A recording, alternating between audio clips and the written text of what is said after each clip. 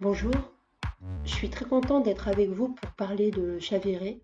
Le titre chavirer, c'est un mouvement, c'est un geste, ça n'est pas faire naufrage ni s'échouer, c'est un vacillement, c'est pencher, être bouleversé. Et c'est important, un geste, parce que c'est le roman des gestes qui n'ont pas lieu, mais c'est le roman des gestes. Chacun des personnages est hanté par un geste qu'il n'a pas fait. Au départ, c'est difficile de répondre parce que je ne sais jamais quel est le point de départ d'un roman.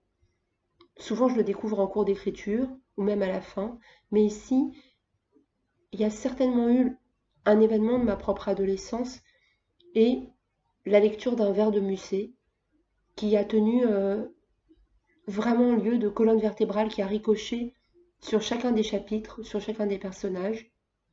Et ce vers magnifique, c'est à défaut du pardon, laisse venir l'oubli.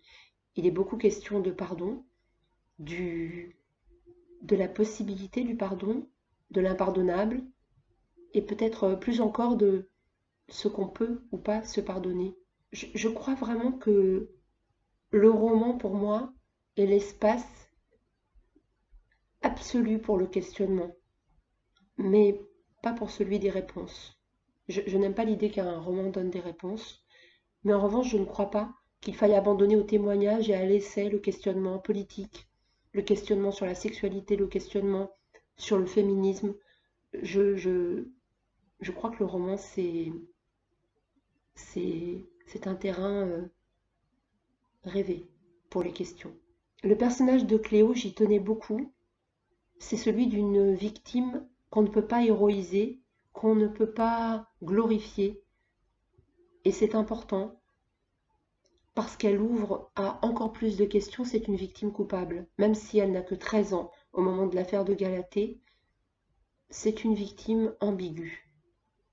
Et finalement, et ça va répondre peut-être à la question de la structure narrative, qui, elle, a été évidente pour moi. Je l'ai pensée immédiatement. Euh, Cléo, elle est un petit peu comme les strass, ce que j'ai appris en rencontrant des danseuses de revue. Plus ils ont de facettes et plus ils reflètent des lumières différentes. Cléo, elle est vue par d'autres. Elle est celle qui traverse la vie des autres et elle reflète les autres. Elle reflète leur petite lâcheté. Elle est passée de l'autre côté du miroir. Elle est après le bien et le mal et elle reflète tous les personnages à chaque fois. Et les personnages sont autant de focales sur elle. Elle est déchiffrée de près, de loin, dans l'ombre, dans la lumière. Alors la lumière, évidemment, celle de la scène, même si dans Chaviré, il n'y a pas de scène, il n'y a pas de spectacle, il n'y a que des coulisses. Ce ne sont que des coulisses. Les coulisses des revues, les coulisses des télés, puis aussi les coulisses des personnages, les nôtres, les coulisses des compromissions et des collaborations. Parce que s'il est question de consentement, pour moi, il est surtout question des petites collaborations, des dizaines de petits silences qu'il faut pour que un système comme celui de Galatée tienne des années. La danse, j'ai vraiment eu envie de mettre à l'honneur une danse populaire, une danse négligée, le modern jazz des années 90, des plateaux télé de Michel Drucker et puis les revues. Un spectacle populaire dont Cléo dit à Lara, son amoureuse, que peut-être ce qu'on méprise, c'est pas tellement ce qui se déroule sur scène que le public qui y assiste et qu'on est là dans un banal mépris de classe. Alors moi j'avais envie de parler d'une danse qui est celle de danseurs travailleurs, en fait, d'une modestie sans gloire, qui se sont fixés une tâche qui, à mon sens, est bouleversante, c'est celle du divertissement. C'est très sérieux, le divertissement. C'est très beau, pour moi. Et Cléo, elle aborde ça comme un travail qu'elle fait au mieux. Elle est là pour faire oublier aux autres.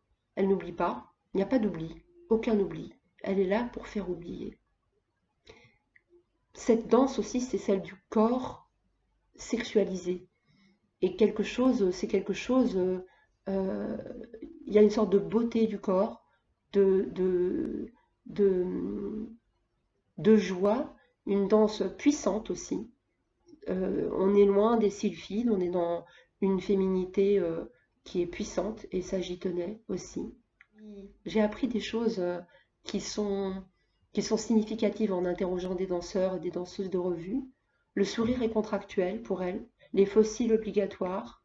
Et le maquillage n'est pas seulement là pour mettre en valeur, mais pour dupliquer les filles les unes aux autres. Il faut être absolument semblable.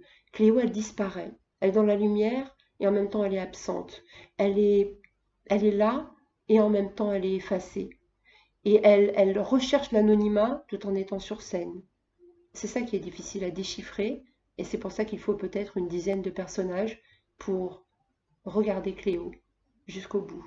Je voulais aussi, et c'est sans raconter la fin du roman, l'histoire et l'affaire Galatée, elle repose sur le consentement des jeunes filles. Et plus largement que Galatée, la question, finalement, pour moi, que ce soit dans le monde du travail, ou dans la sexualité, ou dans le parcours de Cléo, c'est cette question que peut-être que ce n'est pas ce à quoi on nous oblige, qui est le plus douloureux, mais ce à quoi on consent, ce à quoi on participe. Et c'est en ça que je parlais de romans qui examinent aussi les collaborations. Et enfin, je voulais terminer par les deux citations en première page de Jacques Derrida et de Jean-Jacques Goldman pour Cléo. Ils sont à égalité et elle a peut-être raison. Merci.